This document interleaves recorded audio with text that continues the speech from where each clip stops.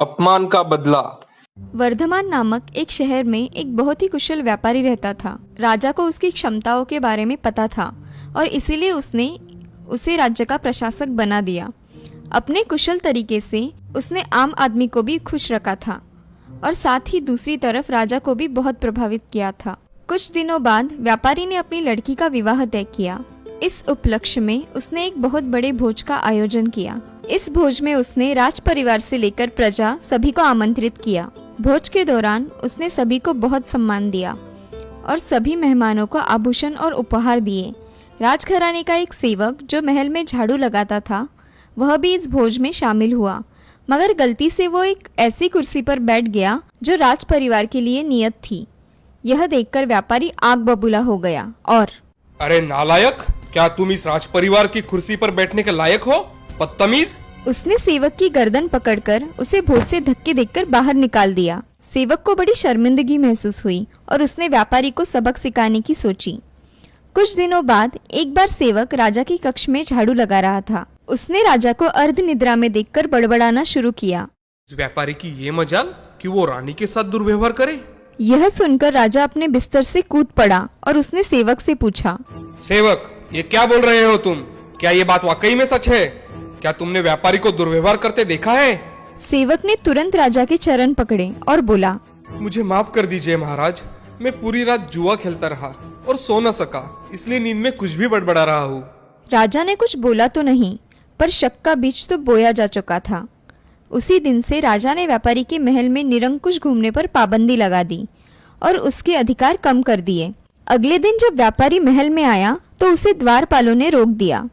यह देखकर व्यापारी बहुत आश्चर्यचकित हुआ। तभी वही खड़े सेवक ने मजे लेते हुए कहा, अरे द्वारपालो, जानते नहीं ये कौन है?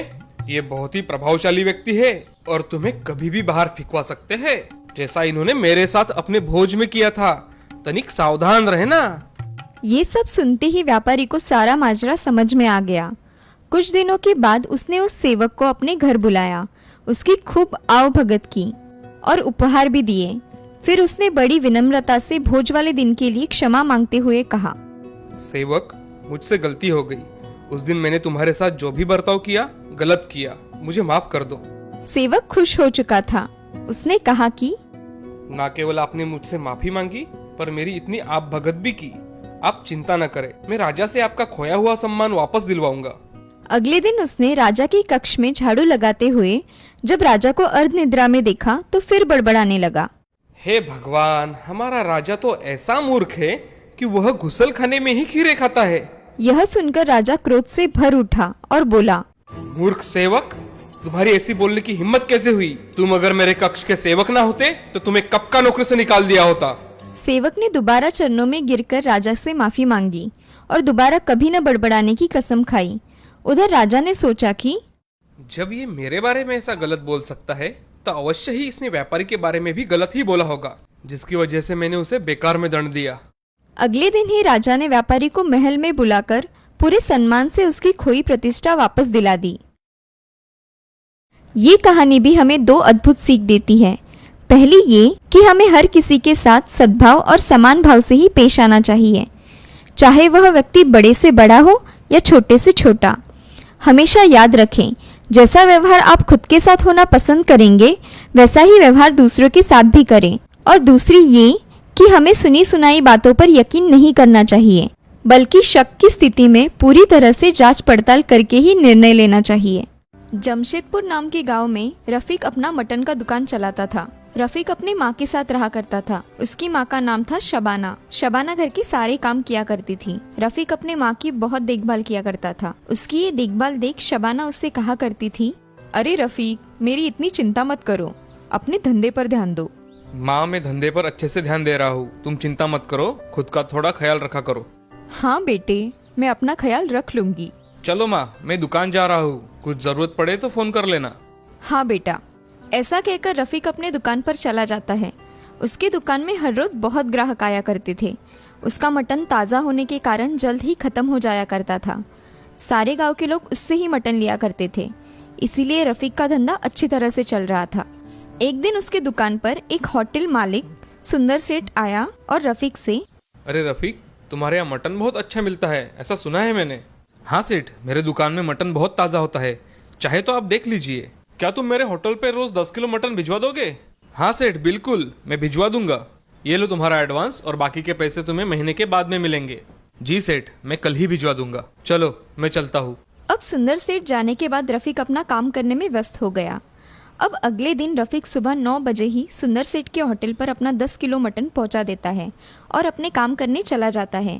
रफीक की दुकान पर उसका दोस्त राहुल आता है। अरे रफीक, कैसे हो मेरे दोस्त? मैं अच्छा हूँ, तू बता, तू कैसा है? मैं भी अच्छा हूँ। कैसे आना हुआ आज भाई इधर? अरे रफीक, मुझे 1 किलो मटन दे दो जल्दी से। हाँ अभी देता हूँ। ऐसा कहकर राहुल को रफीक मटन दे देता है और राहुल वहाँ से चला जाता है। अब ऐसे ही 1 महीना बीत जाता है। रफीक हर रोज सुंदर सेठ को 10 किलो मटन भिजवाता है। अब रफीक अपने पैसे लेने के लिए वहाँ जाता है, तभी सुंदर सेठ, मेरा महीना पूरा हुआ है, मुझे पैसे चाहिए थे, मुझे जरूरत थी। हाँ ये लो तुम्हारे पैसे, और कल से मेरे होटल पे मटन मत देना। क्यों सेठ, क्या हुआ है? कुछ नहीं, तुमसे ज्यादा मटन मुझे कम दाम में मिल रहा है तो मैं उसी से मटन लूंगा। तुम आज से मटन मत देना। सेठ, आपने बताया था इसलिए आज भी मैं आपके लिए 10 किलो मटन लेकर आया हूँ, मगर मुझे नहीं चाहिए, ले जाओ इसे। रफीक अपना मुंह लटकाकर वहाँ से मटन का थैला उठाकर चला जाता है और अपने दुकान जाता है। वह दुकान में जाकर दिन भर अपना काम करता है, मगर उसका वह 10 किलो मटन नहीं बेचा जाता। तब वह सोच में डूब जाता है। मैं इतने सारे मटन का क्या करूँ? इतना फेंक भी तो नहीं दे सकता। मैं एक काम करता हूँ, माँ को इस मटन की बिरयानी बनाने को बोलता हूँ और अनाथाश्रम के बच्चों में बांट देता हूँ। ऐसा मन में सोचकर रफीक वह मटन का थैला उठाकर अपने घर चला जाता है और अपने माँ को बताता है। माँ, आज मेरे दुकान में बहुत सारा मटन बच गया है, तो मैंने सोचा क्यों ना हम इसकी बिरयानी बना ले और अनाथाश्रम के बच्चों में जाकर बांटे। हाँ चलेगा बेटा, मैं बिरयानी बनाती हूँ और तुम हाथ मुंह धो लो। हाँ माँ। अब शबाना बिरयानी बनाने के लिए चली जाती है और रफीक तैयार होकर बाहर आ जाता है। तभी उसको बहुत अच्छी खुशबू आती है। वह अपनी माँ से, माँ बिरयानी की बहुत अच्छी खुशबू आ रही है, तुम जल्दी इसे पैक कर दो, मैं अनाथाश्रम देकर आता हूँ। हाँ मेरे बेटे, मैं अब भी देती हूँ। ऐसा कहकर शबाना बड़े डिब्बे में बिरयानी डालकर रफीक के पास दे देती है। अब रफीक डिब्बा लेकर अनाथाश्रम चला जाता है और अनाथाश्रम के मैनेजर से मिलता है।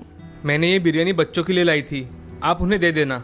ठीक है रफीक, तुम बिरयानी यहाँ रख दो, मैं शिवा के हाथों इसे भिजवा दूंगा, मुझे एक मीटिंग में जाना है। ठीक है मैनेजर साहब, आप जाओ, मैं बिरयानी बांटने में शिवा की मदद करता हूँ। हाँ चलेगा। ऐसा कहकर मैनेजर वहाँ से चले जाते हैं। उनके अनाथाश्रम में एक बड़ा आदमी आता है। तभी मैनेजर उनसे, नमस्ते सिन्हा साहब, आइए ना। नमस्ते, चलिए। ऐसा कहकर सिन्हा और मैनेजर एक रूम में चले जाते हैं। वह दोनों बातचीत कर ही रहे थे, तभी उस समय रफीक शिवा के साथ बच्चों को बिरयानी बांटने लगता है। उस बिरयानी का सुगंध इतना अच्छा होता है कि सभी बिरयानी खाने के लिए टूट पड़ते हैं। तभी मैनेजर से, सिन्हा साहब, ये इतनी अच्छी खुशबू कहाँ से आ रही है? मुझे देखना है। साहब, आज अनाथालय में रफीक ने बिरयानी लाई है, उसकी ही खुशबू है। चलो, मैं बिरयानी देखना चाहता हूँ, मुझे भी देखना है। जी चलिए। ऐसा कहकर सिन्हा साहब रफीक के पास चले जाते हैं और रफीक से, रफीक, क्या ये बिरयानी में थोड़ी चख सकता हूँ? लीजिए ना साहब, इसमें क्या पूछना है। वाह, इसकी टेस्ट तो बहुत ही अच्छी है। क्या तुम हमेशा ऐसी बिरयानी बनाते हो? मैं हमेशा नहीं बनाता साहब, आज मेरे दुकान में 10 किलो मटन बच गया था तो मेरी माँ ने इसकी बिरयानी बना दी और मैं अनाथाश्रम लेके आ गया। तुम्हारे बिरयानी की टेस्ट बहुत अच्छी है। क्या तुम मेरे होटल में हर रोज ऐसी बिरयानी बना कर दोगे? हाँ साहब, मैं ऐसी ही बिरयानी बना कर दूंगा। ये लो मेरा कार्ड और पहले दिन का एडवांस लेकर जाना। धन्यवाद साहब, मैं कल आपके होटल में बिरयानी पहुंचा दूंगा। ऐसा कहकर रफीक अपने घर चला जाता है। तभी रफीक अपनी माँ से, माँ, आज मुझे बहुत अच्छा काम मिला है, तुम सोच भी नहीं सकती मैं कितना खुश हूँ। क्या हुआ है बेटा, बताओगे जरा। माँ, एक बड़े होटल के मालिक ने मुझे तुम्हारे हाथ की बिरयानी की ऑर्डर दी है और हर रोज उसे ये बिरयानी उसके होटल में चाहिए। मेरे लिए और एक मौका आया है माँ आगे बढ़ने का। हाँ बेटे, मुझसे जो मदद बन पड़ेगी वो मैं करने के लिए तैयार हूँ। माँ, इसमें मुझे तुम्हारी बहुत मदद लगेगी। मैं सीख लूंगा, मगर तुम्हें मुझे सिखाना होगा। हाँ मेरे बच्चे, मैं तुम्हें सिखाऊंगी और बनाकर भी दूंगी।